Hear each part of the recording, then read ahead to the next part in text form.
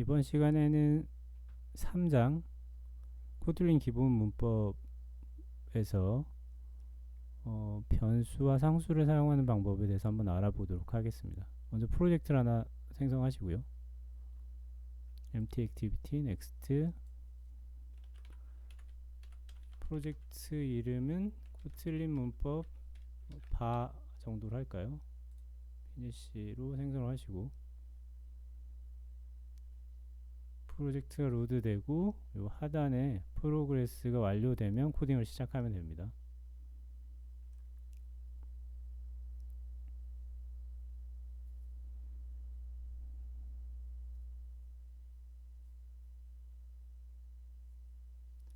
코딩을 시작하기 전에 하나 주의할 점은 코틀린이 함수형 언어라서 이 페이지에 뭐 이런 데다가 변수를 선언하는 게 가능한데요.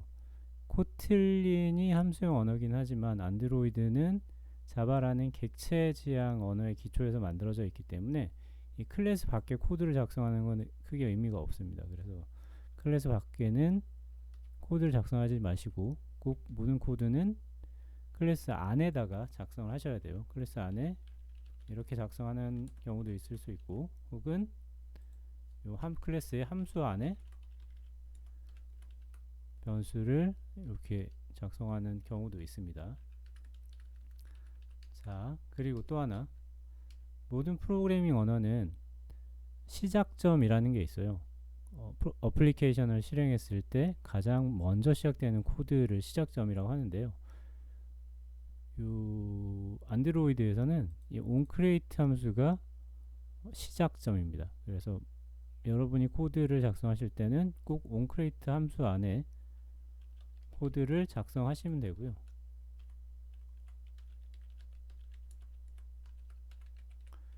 다음에 코드가 많아지면 내가 함수를 하나 더 추가를 하고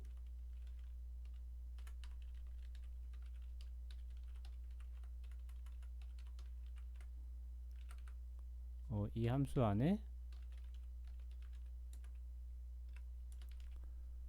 코드를 작성한 다음에 내가 저 함수를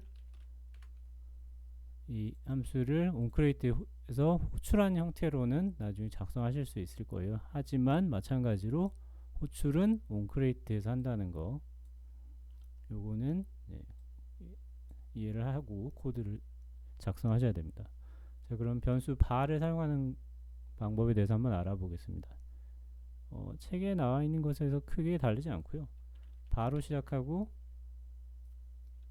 변수명을 작성한 다음에 여기다 값을 입력하면 이 variable이라는 변수에는 홍길동이라는 값이 들어가 있어서 코드의 어느 부위에서 variable 호출하더라도 이 홍길동이라는 값을 꺼내서 사용할 수 있게 되는 겁니다. 그래서 값을 이렇게 초기화할 수 있고요. 또 하나는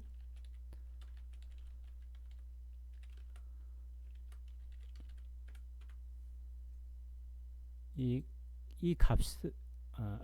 변수를 값으로 초기화하지 않았을 때는 내가 앞으로 이 변수에 어떤 타입을 값을 받겠다라고 미리 타입을 특정을 해주면 됩니다. 그래서 내가 스트링이라고 타입을 특정했기 때문에 는 이렇게 문자열을 입력할 수 있고요. 자, 위에 것과 아래 것이 보기에는 달라 보이지만 이 위에 베리어블을 홍길동이라는 문자열로 초기화한 거는 코틀린 입장에서는 어떤 거냐면은 이 문자열이 들어왔으니까 내가 앞으로 사용할 거는 이 베리어블이란 변수가 앞으로 사용할 타입은 스트링이야 라고 알려주는 것과 똑같습니다. 그래서 내가 값으로 초기화할 때는 타입을 특정하지 않았지만 그 타입이 생략된 형태로 작성되는 것과 똑같고요. 이렇게 타입이 한번 처음에 입력이 되면 내가 타입을 특정했든 하지 않았든 타입이 한번 처음에 지정되면 그 다음엔 타입을 바꿀 수는 없습니다. 예를 들어서 베리어블에다가 문자열인데 숫자를 넣을 수는 없고요. 다른 값은 넣을 수 있습니다. 이렇게. 어렵지 않죠. 자, 그리고 이제 변수는 타입과 함께 사용해야 되기 때문에 타입을 특정하지 않고 값으로 초기화해서 타입을 추론하게 만들 수도 있겠지만 프로그래머 입장에서는 이게 나중에 좀 코드가 많아지면 헷갈릴 수 있거든요. 그래서 꼭 타입을 특정해서 값을 입력하는 걸 습관화하시는 게 좋습니다. 아시겠죠? 그래서 이 값으로 초기화를 하든 타입을 특정해서 초기화를 하든 상관없지만 이 타입은 꼭 같이 붙여서 코드를 작성하는 게 좋습니다. 그래서 자, 이제 이번에는 이 변수에 사용하는 코틀린의 기본 타입을 한번 알아볼 텐데요. 코틀린의 기본 타입은 총 8가지입니다. 근데 제가 다른 기본 타입보다 스트링을 사용하는 빈도수가 워낙 높기 때문에 기본 타입에 스트링도 같이 넣어놨고요. 그래서 총 9개를 아시면 되는데 크게 실수형이랑 정수형 그리고 문자형 다음에 불린형 이렇게 4가지가 있다고 보시면 될 것 같고요. 실수형에는 소수점을 포함하는 숫자 값을 입력받는 더블이라는 타입이 있고요. 다음에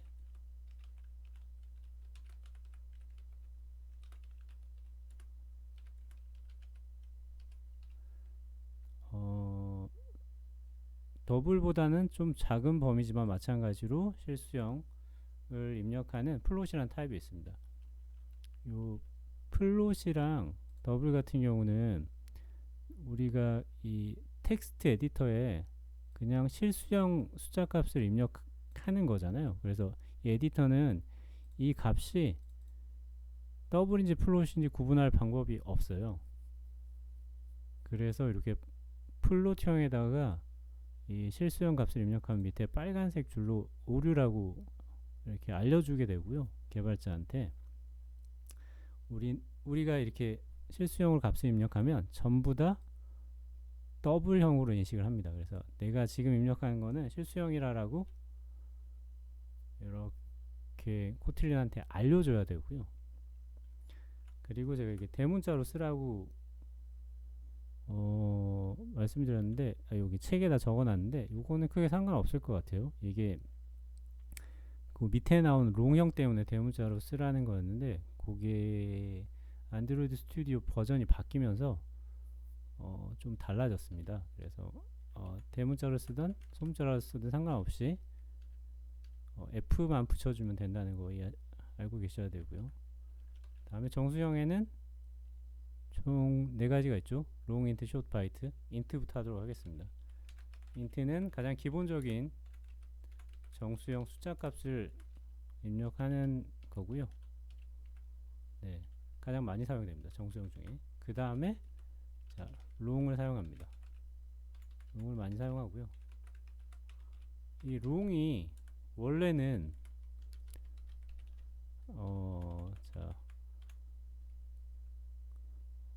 인트의 가장 큰 숫자 범위가 2, 1, 4, 7, 4, 8, 3, 6, 4, 7이죠. 이거 자릿수 구분하기 위해서 언더바를 사용할 수 있습니다. 이 언더바를 써도 그냥 숫자로 인식해요. 개발자가 보기 편하게 하기 위해서 언더바를 사용하는 겁니다.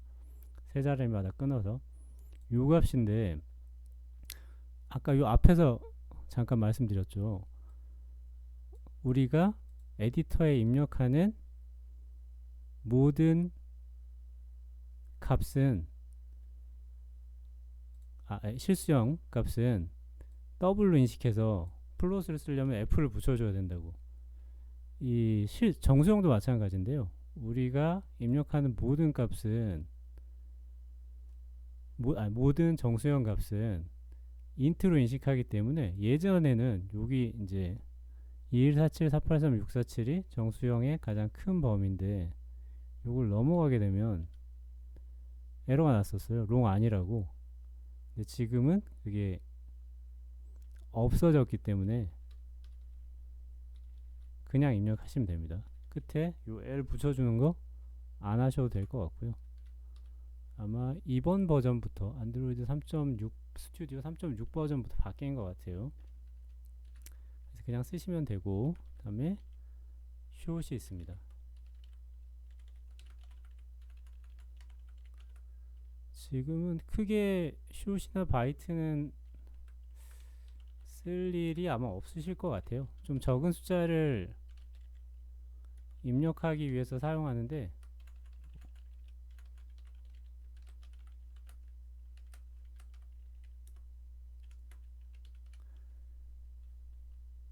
아, 512는 안되죠. 127까지만 되네요.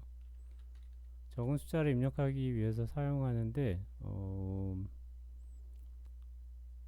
중요하긴 합니다. 이렇게 내가 이제 입력할 수 있는 범위의 숫자를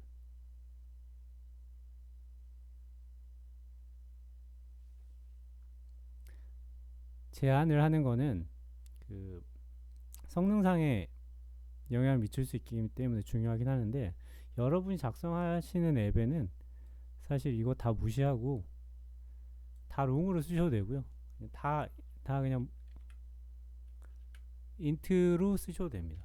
다 무시하고 그냥 이런 게 있다라고 생각하시고 코드를 작성하셔도 크게 상관없을 것 같고요. 마찬가지로 플로트 그냥 있다 정도로만 생각하시면 될 것 같아요. 그래서 더블이랑 인트로만 쓰셔도 문제 없을 것 같고, 지금 인트보다는 더블이랑 롱으로만 사용하셔도 될 것 같습니다. 정수형이랑 실수, 이게 너무 많은 것들을 처음에 가지고 시작하면 오히려 실력이 잘 늘지 않아서 이거보다는 로직을 좀 더 깔끔하게 하는 게 더 중요할 것 같습니다. 그래서 실수형에는 더블, 정수형에는 일단 롱을 써서 개발을 하시면 될 것 같고요. 문자형에는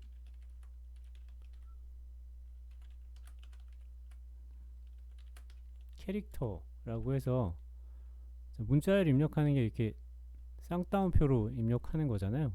근데 캐릭터 같은 경우는 외따옴표로 입력을 해야 됩니다. 이 외따옴표가 어디 있냐면요, 엔터 옆에 쌍따옴표가 있는데 그 쌍따옴표랑 같은 키보드 자리에 있습니다. 쌍따옴표를 입력하려면 Shift 누르고 이렇게 키보드 옆에 거 입력하면 되죠. 거기 Shift를 누르지 않고 입력을 하시면 되고요. 혹시 모르는 분이 계셔서 설명을 잠깐 드렸습니다. 문자형은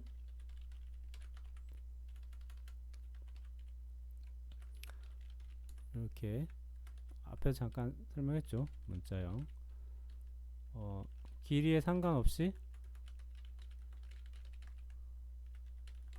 값을 입력할 수 있습니다. 이게 무슨 말이냐면은 크기를 특정할 수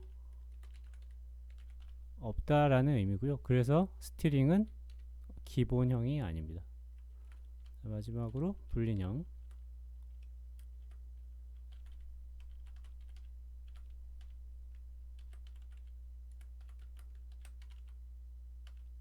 불린이고요. 여기는 true나 false를 넣어서 주로 if문에서 분기 처리를 할 때 많이 사용을 하게 됩니다. 자, 이렇게 변수랑 데이터 타입을 알아봤고요. 자, 그리고 마지막으로 상수에 대해서 한번 알아볼게요. 상수는 변수 같은 경우는 여기 예를 들어서 불린 밸류에 true라고 넣어놨잖아요. 이렇게 false라고 바꿀 수 있는데, 상수는 자, 바 대신 바를 사용하고요.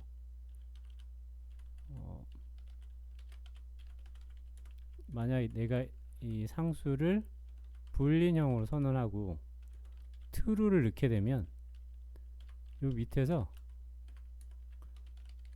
요 false로 다시 바꿀 수 없어요.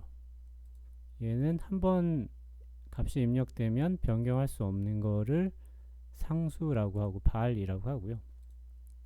상수를 사용할 때는 하나만 주의하시면 될 것 같은데 뭐 꼭 하셔야 된다기보다는 그냥 개발자들끼리 약속인 것 같아요. 상수는 선언할 때 모든 글자를 대문자로 작성을 하는 게 개발자들 사이의 규칙입니다. 그래서 변수랑 상수를 이렇게 구분해서 작성을 해주시면 될 것 같고요. 자, 요 변수명을 작성하는 규칙이 또 있는데요. 하나는 요 앞에서 제가 계속 쭉 작성한 것처럼 단어가 바뀌면, 예를 들어 hello, 만약에 world가 있으면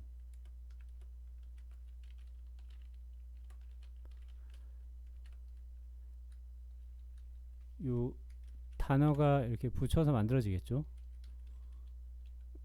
새로 단어가 생기면, 새로운 단어가 나타나면 그 첫 글자를 대문자로 작성하는 표기법이 있습니다. 낙타 표기법, 캐멀 케이스라고 해서 가장 많이 사용하는 방법이고요.